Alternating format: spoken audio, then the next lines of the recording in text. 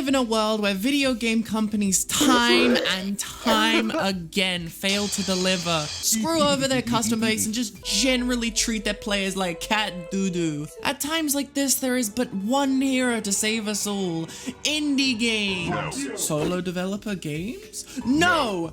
Indie games. Want a 3D Mario experience but not support Nintendo? Meet my friend KornKidz 64. Craving a deep and intricate story game about loss and mystery? Say hello to Firewatch. You want something that's quite horror and thriller rooted, but not want to play a 50+ hour experience that you know you won't finish? Well, allow me to introduce you to my unsuspecting goldmine of a friend, itch.io. While sure, your PlayStations and your Xboxes provided games that made your open casket dead grandmother look like something out of a PS2 emulator, indie games translated the shit we have no money fraction into the shit we got a cool art style that doesn't cost us a million shits. Like what one really cool guy said one time, restriction breeds creativity. And I think that's something that indie games have to live by, with games like Inscryption and Buckshot Roulette having this almost constant aura of confusion and mystery, helped by the sudden and unexpected movements of basically everything in these two games. Like the camera, the scary hot man sitting across from you, and the task of such a specific challenge, whether it's playing cards or shooting your brains out. Although, there is one standout difference between Inscryption and Buckshot Roulette. That being, Inscryption is a high-level indie and Buckshot Roulette is a low-level indie. High-level indies are games that have large amounts of content in them and incredible depths to them, and low-level indies are simpler projects and shorter experiences. But, as you'll see in this video, both of these genres have so much to offer to the table, but I think it's only appropriate if we start with an iconic low-level indie. This game is about a dumb little man-thing who makes you sign away all your rights and basically destroys your computer from the inside and doxes you live on stream with an exact satellite location of your house. Because Troy does not care for your safety, and neither do I, because I highly recommend giving this game a test drive if you have a couple of bucks lying around and no spoilers in your mind. Because much like other games similar, spoilers can and will be the death of your enjoyment. And that's why I'm barely mentioning any of the actual awesome stuff that happens. Because if I did, then you wouldn't support my boy Troy. But I will say these two things. Don't trust those Yo Gabba Gabba knockoffs. And I want you to go into MS Paint right now and draw KinitoPet smoking and send it to my email address. Thank you very much. I would say the Looker is more of an experience than an actual tangible game, but let me have this one because it's a damn good experience where you run around and pretend like you know what you're doing, when in reality you're just writing shit on walls like a crazy person and talking to garbage speakers that you, guess what, also write on. You do not look in this game, you write. You write and you write and you write a straight line, a cool snake, a really thin drawing of SpongeBob, whatever comes to your mind, as long as at the end of the day you make it from start to end. That's what it's all about. Point A to point B, but in a very subversive way that constant repetition of reaching a goal over and over helps you appreciate the midpoints. And I don't mean a half-drawn SpongeBob, I mean the entire game itself. Now sure, that probably isn't the message of the game, if it even has one, but I like making shit up as much as I like drawing shit.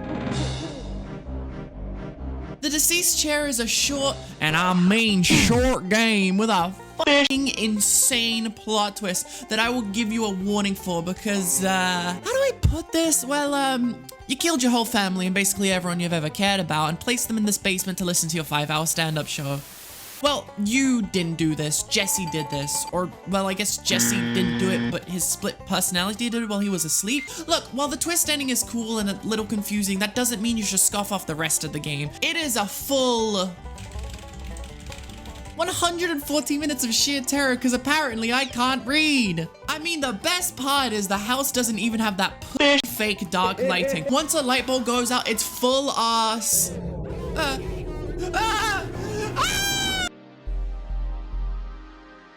This game is fucking awesome. That's it. That's it, goodbye. Except, scratch that, turn it around, put it on a swirl like my mind on WindowKill. Because it's got all you'll ever need from a video game. This guy, I'm talking about this stupid man that I love so dearly. But remember what they say, If you love something, you have to kill it violently. I couldn't beat the boss. I mean, how does a developer even begin programming something like this? With other games, I kind of get the general gist, like if W press, W go. But this, what the f am I looking at? What is happening? Oh, and the soundtrack. Jesus Christ, the soundtrack. Just pure breakcore bullshit that tickles my knuckles. Although this shit gets hard quickly. Usually my runs can last like 20 minutes before I get hunted down by the one Dorito I've left alive for 5 minutes. And the worst crime committed in this game, the OST isn't on f***ing Spotify. Okay, since writing this, they did actually release the OST on Spotify, so yeah. So I would say Sticky Business is a very mobile game. Wait, don't leave. Not in the way you think. What I mean is how its gameplay loop operates. Basically the exact same thing with not much switch up, which again still sounds bad, but I promise, just it works. It works.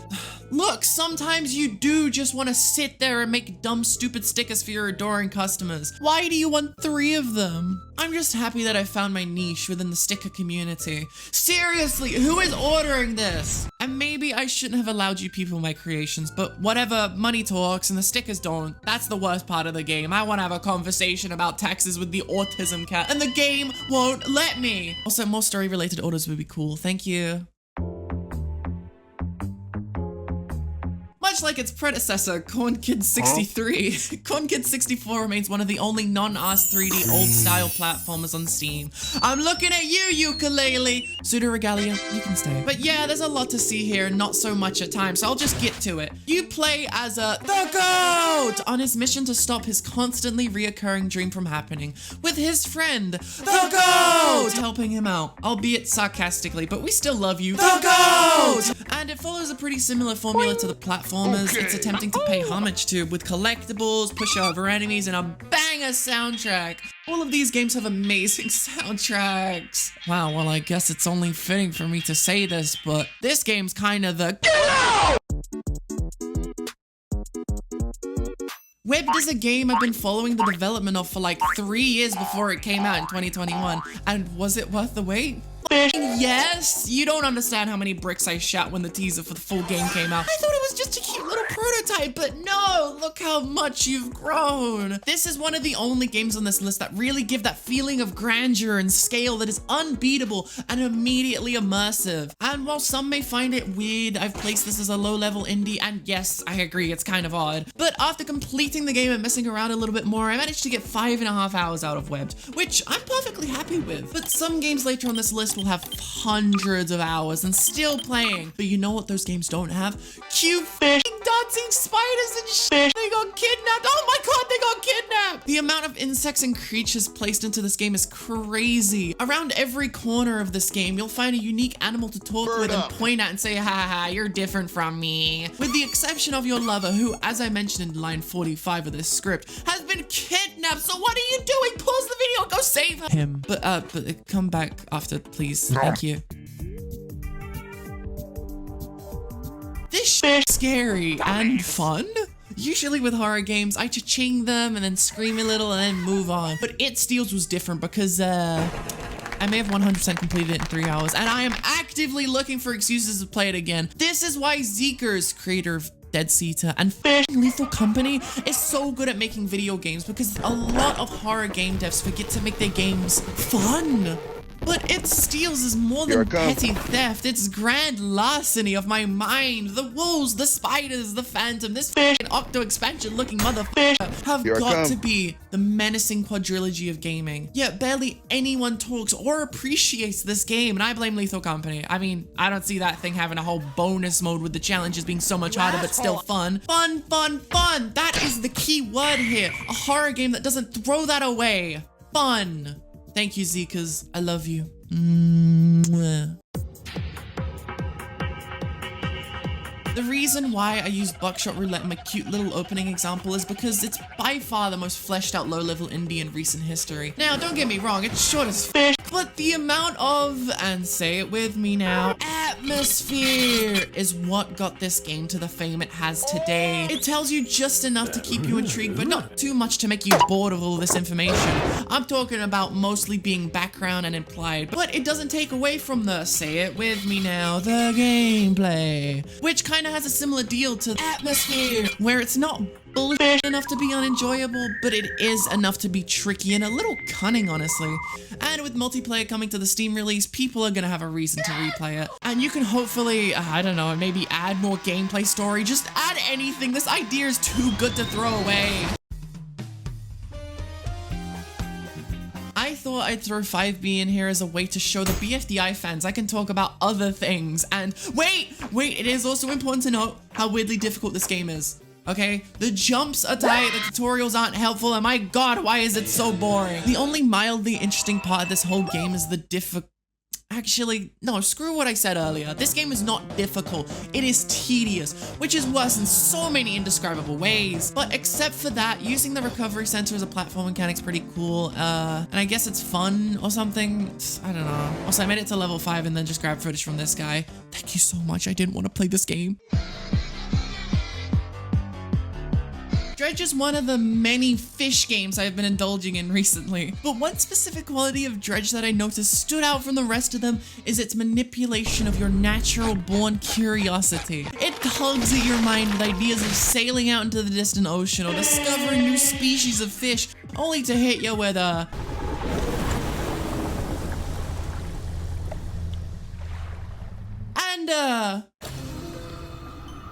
Ew. And before you say anything, yes, I know cod doesn't look like that, but they do here, as googly-eyed gucked fish are a special part of Dredge, being these rare fished-up alternatives to your regular shark.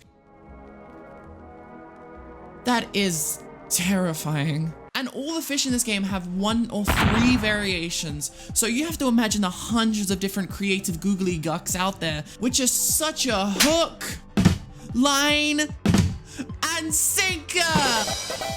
And the best part of the game has got to be the characters. And for those who have watched more than my BFDI videos should know, I literally couldn't give a shit about video game stories most of the time, especially not the characters, but Dredge just strikes such a good chord with well-written and enjoyable and heart bountiful for the eye designs. So moral of the story is, don't be curious.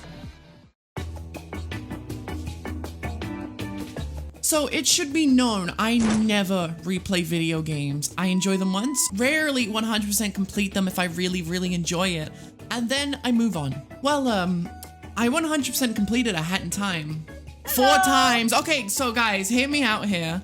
I think this might be, the GOAT! I genuinely have no idea how else to put it. I cannot picture a world in which I haven't 405% completed A Hat in Time. I genuinely cannot think of anything bad about this game. Characters are well written, the worlds are beautiful, boss fights are fun and a little challenging. And for those true epic gamers who don't want their handheld, allow me to introduce you to my boyfriend who can set you up with some delightful...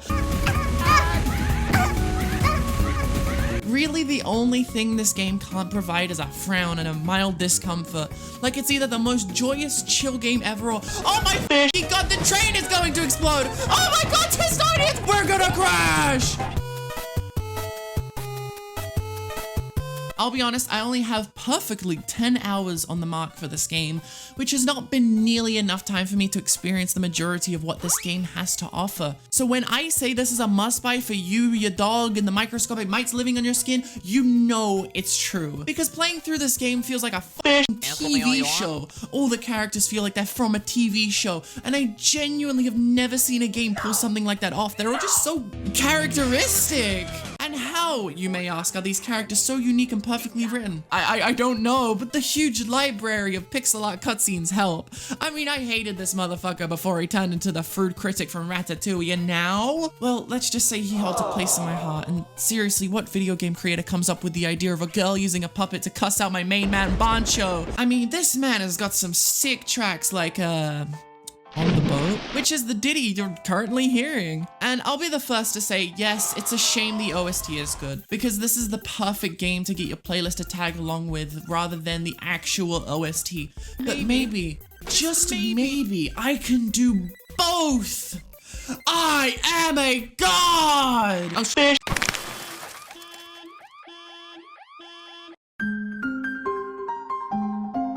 Do I need to say anything? It's a cat game.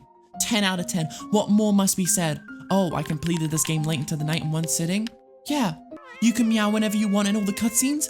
Yeah! My cat jumped onto my lap as I started writing this? Yeah! I think the only thing that can come close to the level of cuteness that this dumbass orange has are the robots. This boy is helping a strange creature from the outside because it's cute. Like, is that not the realest thing ever? Me too, bro. Me too. And the amount of times I've cried during this game is not funny, man. If you want my funny bone tickled, add a cat. If you want my heart broken, add a cat. What can't you do with cats? Why isn't every game on this list about cats? Is it because they always end up in some weird pizza eyeball land? God damn it, kitty cat. Can't you just dive like that other motherfucker, Dave? And to roll us into the next game, take it away, Zerks.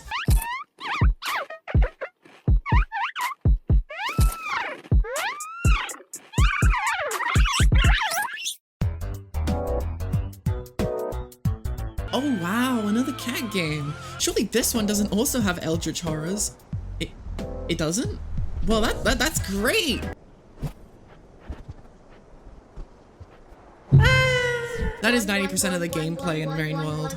All is well in the world of Rain World, and then you get fucked over by something that has been on screen for half a second. And people fucking love it. Back in February time, I streamed this game a shit ton, and the one thing I learned from that game is the main thing is to not fear itself, but everything that moves. And fuck even the things that don't move. Just be scared of everything. Never step out of your little hidey hole. Just spend your entire game in the comforts of your little house. Oh my god, they can go in there too. Let's move on before the memories of Kelp come back to me.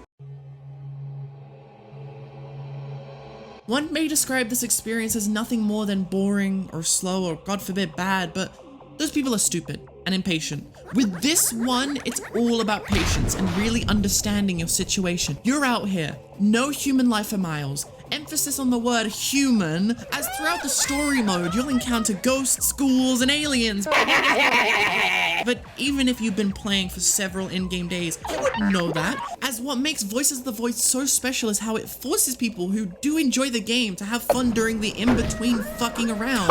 I'm on my AirPods. Did you just see that? Or God knows, doing your job, which makes each encounter you get all the more special. I've done well over 10 streams of this game, and I doubt even my regulars would know how the fuck I use the console. But if you take the time, it's only like an hour of learning, and it is entirely worth it. I'm shocked that this is the game I've attached to so much. But once you know what you're doing, you know what you're doing. Until a new invasion of hauntings, or haunted burgers, comes and tickles thine spine to enact my divine decline.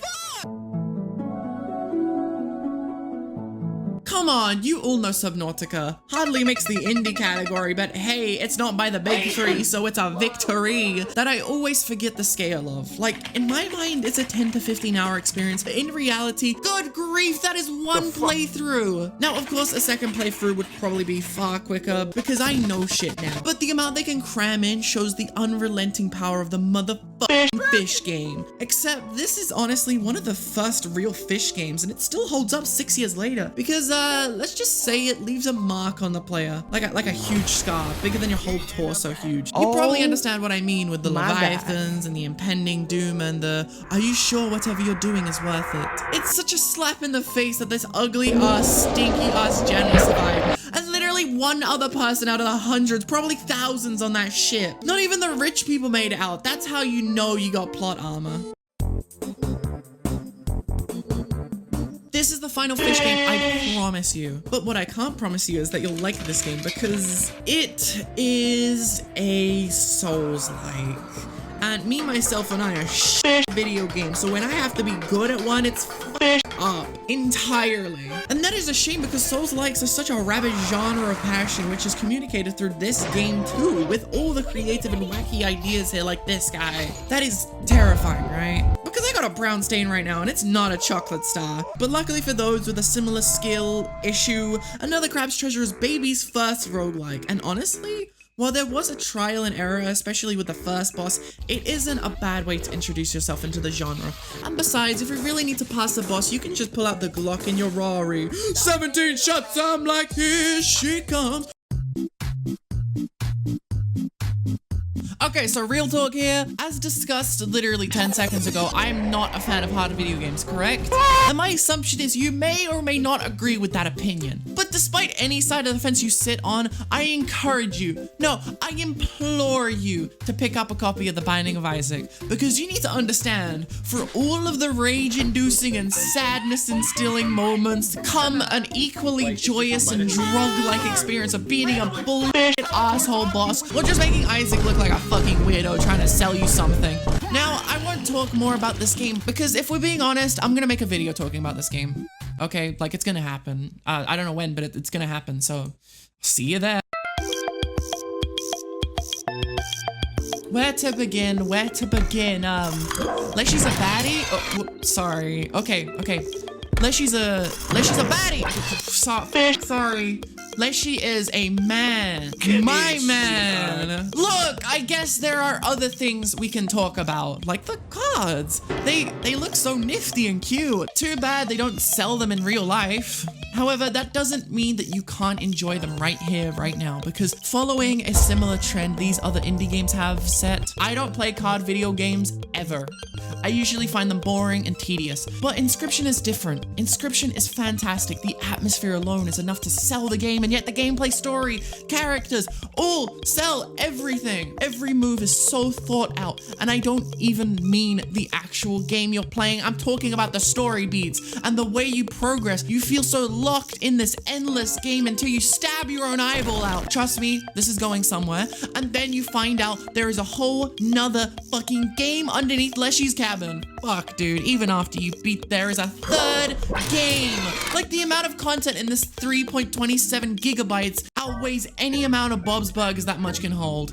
Now, for the same reason as The Binding of Isaac, I won't go too into detail here, but honestly, just wow. Great job, Daniel. I can't wait to see what you got next. Thank you once again for joining me on the celebration of whatever should be celebrated this video. As always, you should like and subscribe and shit because you love me. Ooh. And also, just like chill out today for me. Drink some water, play with some Legos, etc. Thanks for spending your time here, and make sure to go check out my Twitch. We do live streams every Wednesday, Saturday, and Sunday. We also got Patreon where you can get your name at the end of this video and a bunch of other cool perks. You know, like there's a shit ton of cool stuff in there. And then of course you have the Discord where we also have a Minecraft server that is very fun and very cool. And I appreciate your time. Thank you for coming out. And yeah, you should subscribe and tell your friends about me. Okay, bye!